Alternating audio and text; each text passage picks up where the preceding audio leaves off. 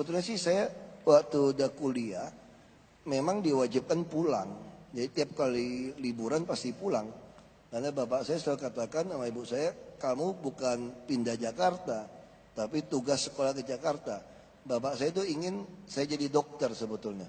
Nah di kampung saya kalau orang sakit itu tidak ada dokter zaman itu. Dan jalannya jelek. Nah tapi waktu kuliah mau masuk UI susah, nggak diterima. Oh. Jadi mau masuk ITB juga tidak diterima. Oh. Jadi akhirnya saya dimasukkan ke UKI, kedokteran. Kuliah seminggu, Trisakti, lulus geologinya.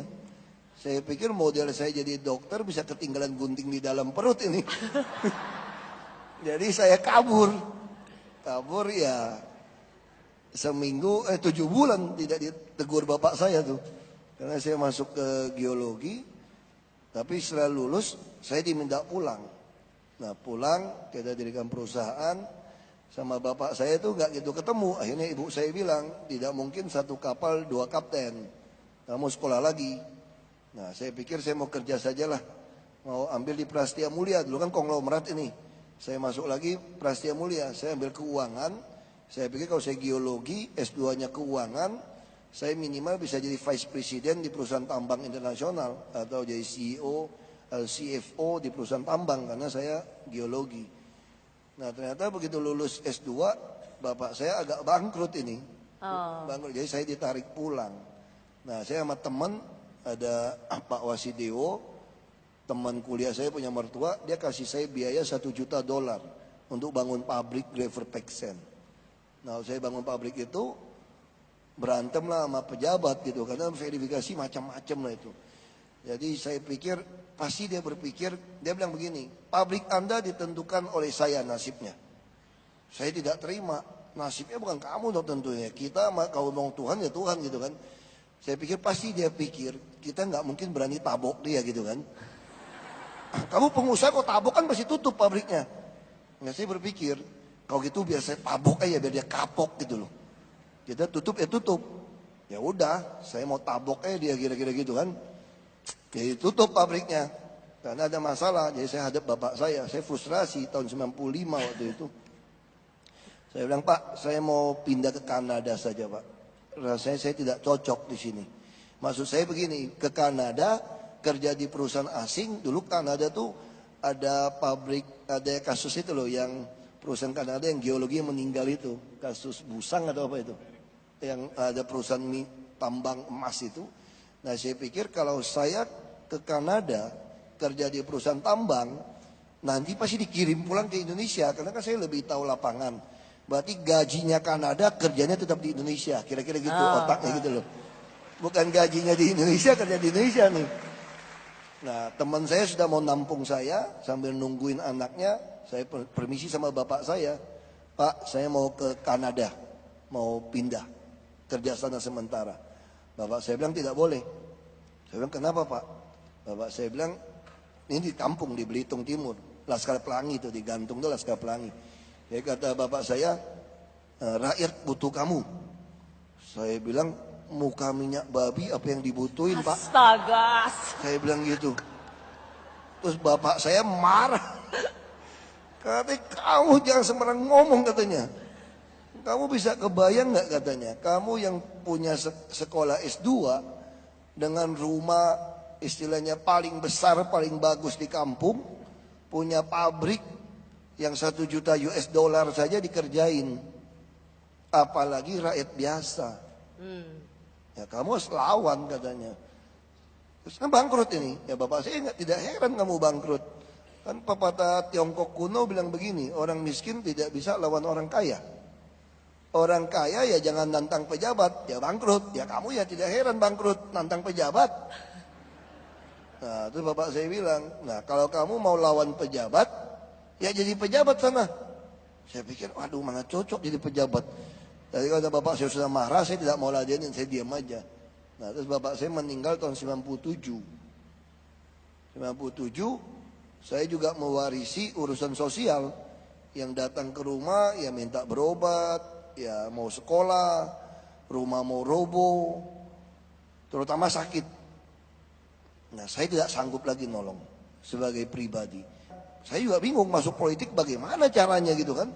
Saya ini jangankan AMPI KNPI, pramuka aja tidak pernah ikut.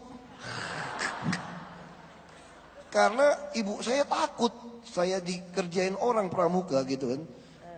Karena bapak saya ini juga mulutnya juga agak ember gitu, ngoceh. Ngata-ngatain pejabat melulu. Jadi banyak pejabat tidak suka sama bapak saya. Jadi kita bisa dikerjain terus. Jadi milih masuk politik dan menjadi pejabat itu emang untuk mengubah ini kan, mengubah Saya ini kecelakaan birokrasi. Enggak, saya ini kecelakaan politik sebetulnya.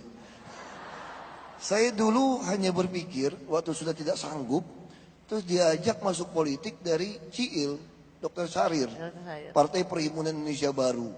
Katanya kita tidak bisa jadi penonton, masih turun, kita lawan katanya sekarang. Wah, saya tertarik juga. Ini partai akal sehat. Kita didik rakyat untuk pintar, bukan disogok. Terus saya lihat doktor-doktor semua gitu kan. Wah, ini menarik nih. Saya ikut. Terus kenapa ikut? PIB, cocok partai ikut Basuki. Udah, saya ikut aja. Ikut aja udah, nekat. Nah, masuklah saya ke partai itu tahun 2003. Nah, saya diminta ke DPR RI. Saya bilang saya tidak minta DPR RI. Ini maunya apa? Saya mau jadi ketua partai saja di kabupaten. Untuk apa? Saya ingin menangkan partai. Saya mau mencalonkan camat. Pak Camat yang saya kenal yang baik. Dulu kan bupati dipilih lewat DPRD. Nah, saya pikir saya mau perintahkan itu camat. Tolong bantu orang miskin sakit. Kasih jaminan. Yang sekolah kasih jaminan. Yang rumah jelek diperbaiki. Supaya apa? Supaya jangan minta uang sama saya lagi. Saya tidak sanggup. Jadi itu aja niatnya sebetulnya. Karena kalau lihat orang susah datang, kita bantu. Kita yang susah. Tidak bantu, susah juga kita. Jadi saya mintanya itu. Ada camat setuju. Tahu-tahu partai saya kalah. Karena masyarakat sekarang juga pinter. Minta 20.000 baru mau milih katanya. Saya tidak mau kasih. Ada satu kampung minta 5 juta. Karena dari partai besar kasih 5 juta. Kalau bapak 4,5 juta lah. Karena kita kenal bapak katanya. Saya tidak mau kasih, langsung diganti bendera saya semua, hilang. Ya ampun. Ya sudah, akhirnya saya hanya dipilih 92 orang. Saya tidak mau kasih uang, tapi karena suara sisa, dikumpul-kumpulin 1.000 lebih, duduklah saya jadi anggota DPRD. Nah, Itulah kecelakaan itu ya. Nah, saya lagi berpikir, sudahlah, selesailah sudah ini. Terus Pak Camat yang baik ini, saya kenal panggil ya abang, dia datang pagi-pagi. Jam 6 ke rumah. Bilang sama ibu saya, mana si Ahok? Terus saya ketemu, kenapa bang? Kamu tidak boleh berhenti. Walaupun sendiri, lawan itu semua di DPRD katanya. Gimana lawannya? Pokoknya lawan aja katanya. Tunaikan tugas kamu katanya di dalam sana, jangan berhenti. Ya sudah, saya pikir ya sudah, lawannya di dalam dia sendiri. Mau ribut macam-macam, saya taruh di belakang. Tapi ya saya bongkar SPPD fiktif, nyolong uang, saya bilang DPRD, Dewan Perampok Rakyat Daerah, saya bilang. Wah, saya ngomong gitu. Jadi, yang masalah sekarang muncul kan, kita dimusuhin semua. Nah, untung masyarakat sekitar melihat. Lalu masyarakat bilang, jangan takut, kami pilih Anda jadi bupati. Saya bilang, mana bisa dipilih DPRD. Oh iya, 5 tahun lagi. Saya bilang 5 tahun lagi lupa kamu, saya bilang. Makanya ada satu ustadz, dia bilang kamu maju. Saya yakin nanti lebih maju katanya. Dipimpin daripada orang ngaku dapat hidayah tapi kelakuannya kafir katanya. Dia ngomong gitu kan. Saya juga takut kan. Ya, terus ada yang ngancam ke rumah, minta saya mundur. Katanya tidak boleh maju. Kamu kalau maju kami tidak mau pilih. Ya saya juga tidak mau ribut lah. Saya bilang mungkin kalau yang demen sama Jackie Chan mungkin bisa pilih saya juga, saya pikir. Nah ini hal seperti itu. Akhirnya saya terpilih. Tidak ada biaya, tidak ada baju kaos, tidak ada kampanye karena uangnya terbatas. Tidak ada kampanye. Kalau dicek di KPUD Belitung Timur, mungkin di seluruh Indonesia saya lah calon bupati yang tidak pakai jadwal kampanye. Dan tidak bagi baju kaos. Tidak kampanye. Kenapa? Tidak ada uang, tidak ada yang mau dukung. Saya minta om saya dukung, katanya kamu orang yang paling gendeng yang saya kenal katanya. Mana bisa menang? Udah turunan Cina, Kristen, ini 53% Muslim, ini daerahnya PBB lagi, Partai Bulan Bintang. Tidak mungkin menang. Tapi akhirnya dapat 37,13% dari 5 pasang. Nah begitu saya jadi, ya saya manfaatkan betul. Saya menjadi kabupaten pertama yang kasih jaminan pendidikan dan kesehatan pada seluruh rakyat. Nah, itu udah saya lakukan tahun 2006. Sampai kita kirim ke Jakarta, itu yang masalah. Nah itu yang kita alamin, perbaikan rumah. Saya juga termasuk yang banyak menghajikan guru ngaji sama muazin. Nah, jadi itu uangnya dari mana? Dari pengusaha. Pengusaha kan suka kasih-kasih uang kan. Saya bilang tidak boleh terima ini.